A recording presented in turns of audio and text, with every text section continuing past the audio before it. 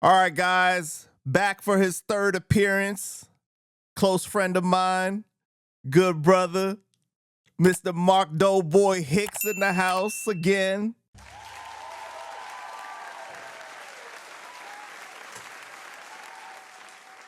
How you doing, Mark? I'm good, man. How you doing, Panda? I'm good, man. It's good to see you, bro. You've Good been to see busy you, out man. here, bro. You've been busy. Man, just keeping it busy, man. Keeping it busy. That's what you got to do in this game. Yeah, man. Well, I hate to start off on a slumber kind of note, but last weekend was the 20th anniversary of Proof's passing, and we recently had a kind of like a documentary montage get put out, right? Can you talk about that? You was in it, you was talking. Oh yeah, it was so great, man. Because what happened? It was well. I want to correct you. It was a mini doc because the producer of it, he's a morning show host on here on Fox 2 Detroit, Josh Landon.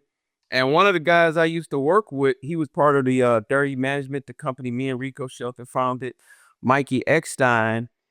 He called me. He said, "Hey man, it's a guy, Josh Landon from Fox 2." And of course, I knew Josh Landon by him being on Fox 2. And I was like, "Oh yeah," and I'm really, really, really anal when it comes to Proof and his legacy, because it's not a lot of people who knew Proof who really guards his legacy. And I'm cool with probably like Sharonda Holton, Proof wife. She's like a sister of mine. His his daughters and his sons, I consider them, to be honest, a uncle. And so I'm very, very, very guarded. And when Josh Landon called me, he just said, "Hey man, I just want to have a 20-minute, 25-minute phone conversation." And he really was passionate about this project. And Josh is a little bit younger than me and Mikey, and he really had did his work. And he put up the guardrails of what would happen. And he gave he kind of like gave the layout of the documentary. And I was like, "I'm down." So we set up a time. My time was at Trick Studio, and Trick was a subject that day. Mayor, our former mayor Kwame Kilpatrick of Detroit, was a subject that day. Mikey was a subject. Mikey Eckstein, I believe, was a subject, and I was a subject during that day of recording. And man, we just before we started rolling, we just started talking about great things about Proof. It was almost like a mini reunion, just bringing up stuff about Proof. And man, we just each of us did our own segment. And wow, it just was very inspiring. I mean, it was inspiring just sitting there, you know, before I started recording. That's when, before we we started talking, we was talking about remembrance of Proof. So that really was inspiring for my segment. And of course, the segments are cut short, and I spoke a lot more about Proof, and maybe it might be an extended documentary. I don't know what Fox is going to do with the footage, but they do have a whole arsenal because Fox owns Foxo, Fox owns Tubi. So hopefully it's extended, but I'm just proud of what they presented. Yeah, I thought it was a great mini documentary, man. It was amazing, It was great to see Proof and his Proof's kids and his wife and everything. It's crazy to think that it's really been 20 years. On that day, was it hard for you? Like, how was it for you? Well, a person I know texts me, and they text me like at the end of March, and they said, I know this is gonna be a tough few weeks for you. And I said, "What did that mean?" I was looking at the text, and then of course I was cognizant of the date, but my dad's birthday, who's passed, is March 29th. Proof died Proof passed April 11th. And then my brother last year died April 21st at a pretty young age. When he my older brother. And I really started thinking about that. And she kind of knew me. She knows me. And she knows, and I told her like last year, I was like, man, this getting back to back to back to back. I was like, man, I'm like April is fucked up for me. And I'm superstitious. So when I really started thinking about that, I was like, damn. And the proof just every year I just think about him. But man, I take that back. I think about Proof every day. He was a great friend, and it, and so every day I think about him. He's on my mind every day. When you have like a person who came in with you in the game, the music industry game, it's devastating. You know when he died, I lost a piece of me. It's a quote that when you in a thunderstorm, the thunderstorm is less you have less of a thunderstorm if somebody is beside you. And you can imagine us coming from a old ghost town, Detroit, when the music industry had left us in the 70s. And we these two young knuckleheads, because I met Proof when I was 17. He was 17 too. And you can imagine in a Midwest town, and we're gambling our whole lives away, i.e., career, about being in the music industry, but we just had so much gusto. We fed off of each other in terms of like trying to make it in this game. So when you don't have that person, now it was other people around me, other friends, but it wasn't somebody who was like, man, I'm gonna be a successful person in the music industry.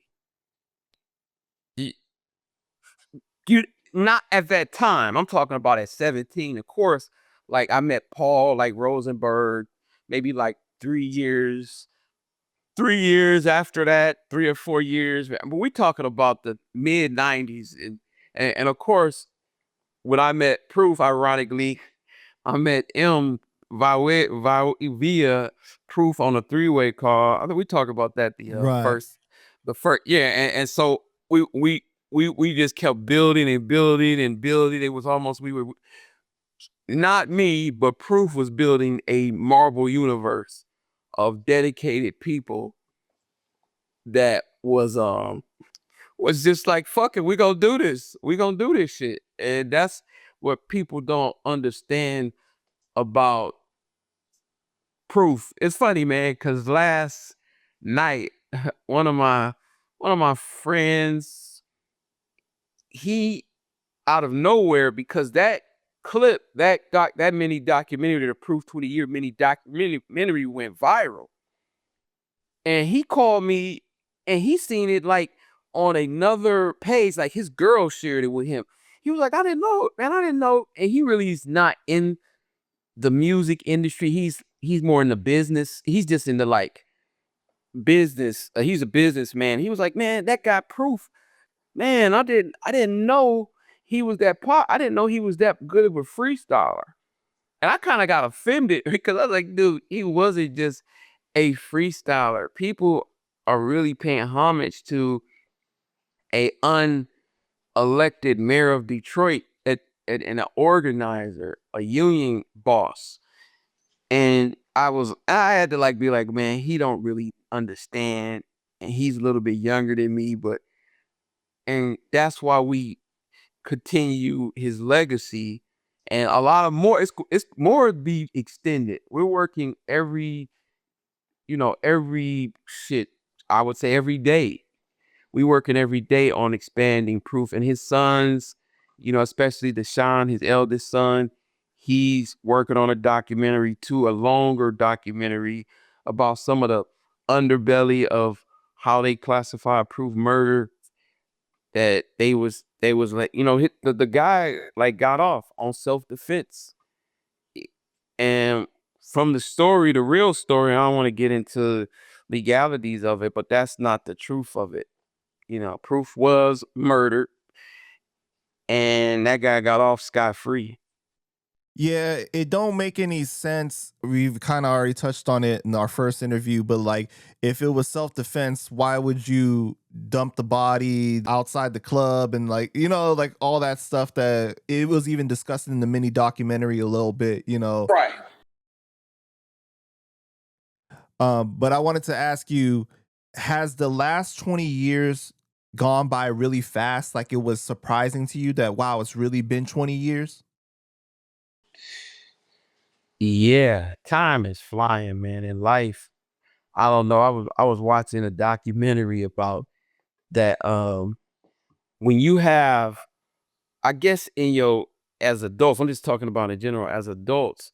When you are learning to read, walk, learn about life, I guess time go by slow, but the older you get, you know all this. You know the 50 states in America. You know how to bank it. You know banking. You pretty much understand life. And they said that's where life speeds. Man, life speeds by. I mean, it don't even seem 20 years.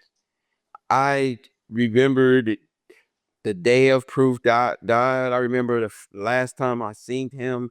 I mean, all of that, it all almost, to be honest, Pan, it almost seemed like it was 2 years ago. And we talking about quality time. It seems like it happened 2 years ago. Yep. That's crazy, man. You posted to your stories 20 years ago today, Detroit and hip hop lost a lot. I lost one of my best friends and inherited years of nightmares and depression. Can you talk about that a little bit? Oh yeah, it's the window of shoulda, coulda, woulda.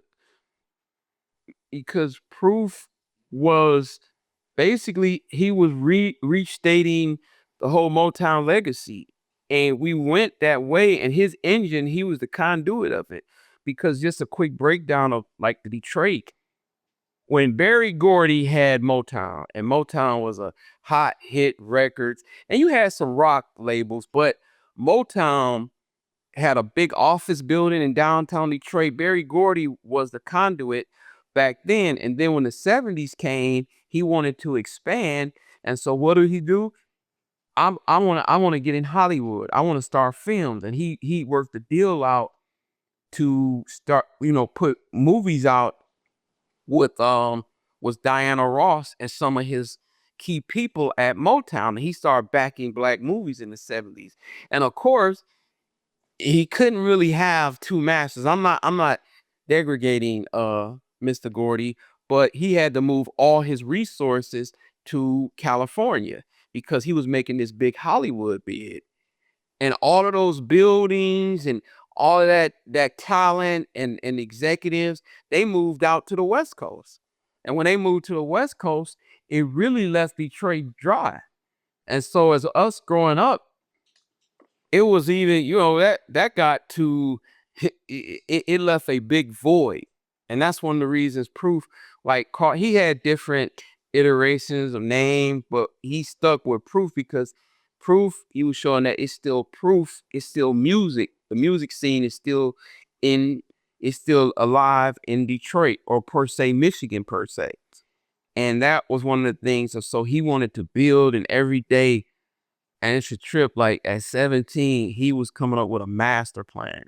He was like, well, how could we get on this radio station? Or how could we get on MTV? Or how could we do this? And he would ask crazy questions, but they were intelligent questions. And man, he kept building and building. And when you look at it and you kind of like reflect all of the energy that he put into this city, it helped build back this city, to be real with you. Because even when Proof when Eminem, I'm sorry, spoke at Proof's funeral, he said that, man, one of the things that Proof did for me, he gave me energy. I can't remember the term he used. He was, man, this guy said I could do this shit. And M always was naturally talented. Of course, he had to, when he got with Dr. Dre, he got with a couple of his producers. He helped curtail the Eminem we know and love now. But he always had that in him. He always had that dog in him. and he was very intelligent and very creative.